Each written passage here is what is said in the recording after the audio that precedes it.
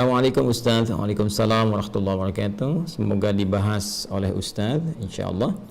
Saya pernah mendengar bahwa kurban kita akan menjadi kendaraan orang yang berkurban saat di akhirat. Apakah benar Ustaz?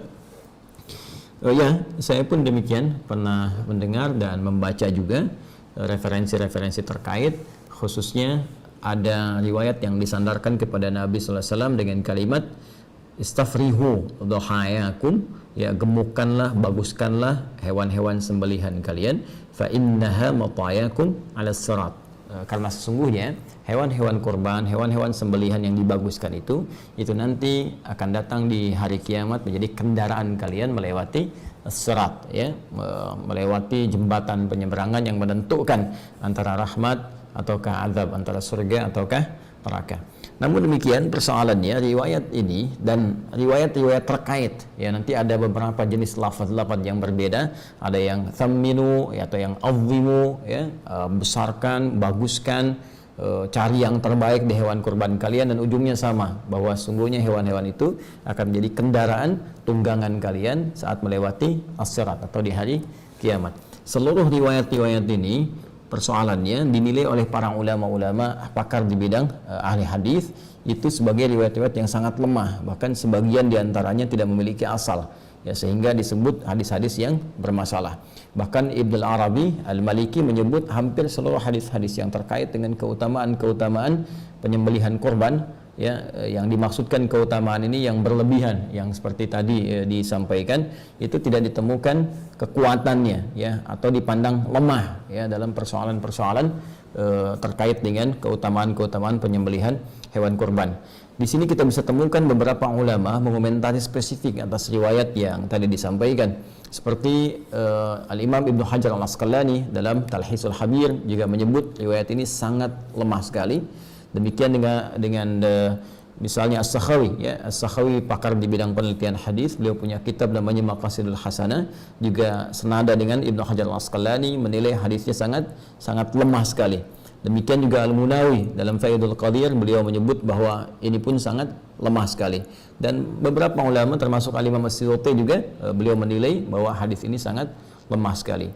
Namun ada yang menarik, beberapa komentar para ulama, sekalipun pandangan mereka menyebut bahwa ini riwayat-riwayat ini lemah, bahkan pada sebagian riwayatnya yang lain itu tidak ada asalnya, tidak ada ketersambungan kepada Nabi SAW, sehingga disebut dengan hadis-hadis yang palsu, hadis-hadis yang cacat sanad. Namun demikian, ada komentar yang sangat juga cukup bagus dari sebagian kalangan ulama yang menyebutkan bahwa boleh jadi perkataan-perkataan ini sesungguhnya bukan ingin menunjukkan maksud dari real aslinya ini menjadi kendaraan, tapi berupa majas atau kiasan, karena ungkapan-ungkapan dalam bahasa Arab itu seringkali juga bisa bermakna kiasan. Apa maksudnya? Maksudnya adalah hewan-hewan ini, ya, jika memang kita bisa mencari yang paling bagus, mencari yang paling baik, maka dimungkinkan pahalanya semakin bagus, ya, semakin baik, semakin banyak. Dan dengan banyaknya pahala ini yang akan memudahkan kita melewati as-sirat, karena timbangannya semakin besar, timbangan semakin banyak. Ya, bukankah kurban pertama yang diterima oleh Allah Subhanahu wa taala dari anak Nabi Adam alaihissalam adalah kurban yang terbaik, ya, kurban yang paling bagus, ya kan? Seperti disebutkan, disyaratkan di Quran surah ke-5 Al-Maidah ayat 27 itu, ya, watsdu alaihim naba abnai adam bil haqqi idh qarraba qurbanan fatuqbila min ahadihima, ya, wa lam yutaqabbal minal akhar. Dan bacakanlah Muhammad sallallahu alaihi wasallam, ajarkan kepada mereka kisah tentang dua anak Adam, ya, alaihissalam, dengan kisah yang sebenar-benarnya ketika mereka dimintakan oleh Allah Subhanahu wa taala untuk menunaikan ibadah kurban, ya, maka diterima yang satu, yang lainnya ditolak. Siapa yang diterima ini adalah anak Adam alaihissalam yang berkurban dengan hewan ternaknya, ya, dipilih yang paling bagus, yang paling gemuk, yang paling indah tampilannya, itu yang diterima. Sementara yang satunya lagi tidak mendapatkan penerimaan karena memilih kualitas yang paling jelek dari hasil perkebunannya. Nah, ini di sini, ya, kemudian terlihat bagaimana kesungguhan untuk berkorban itu, sampai-sampai ketika Allah pun menurunkan surah Al-Kautsar, ya, kepada Nabi Muhammad SAW yang menjamin surga terbaiknya dengan segala keindahan nikmatnya, sampai-sampai Allah memerintahkan Nabi bersyukur untuk memperbanyak salat kemudian juga berkorban, ya. Dan perhatikan kalimatnya, inna a'tainakal kautsar fasalli, ya, maka salatlah li rabbika, kepada Rabbmu, ya, wanhar, ya, dan berkorbanlah. Kalimatnya menggunakan nahar. Nahar itu sepakat dalam bahasa Arab digunakan untuk apa? Unta, ya, hewan sembelihan untuk unta. Sedangkan unta tingkat yang paling tinggi, yang paling bagus, yang paling besar, yang paling banyak manfaatnya. Nah, ini memberikan isyarat kepada kita bahwa jika kita akan berkorban, maka dengan anggaran yang mungkin kita bisa keluarkan, cari yang paling bagus hewannya. Jika harta kita misalnya cukup berlebih, maka dengan harta itu cari yang paling terbaik, ya, cari yang paling bagus, yang paling gemuk, yang paling banyak manfaatnya. Maka dari situ apa yang bisa didapatkan? Keikhlasan kita dengan berkorban itu yang menjadikan pahala bisa berlipat. Dengan pahala berlipat, mizannya semakin kuat, semakin berat, dan dengan semakin berat ini, itu yang berpeluang kemudian menghadirkan ridha Allah Subhanahu wa taala, menutupi kesalahan kita sehingga mempercepat kita melewati sirat.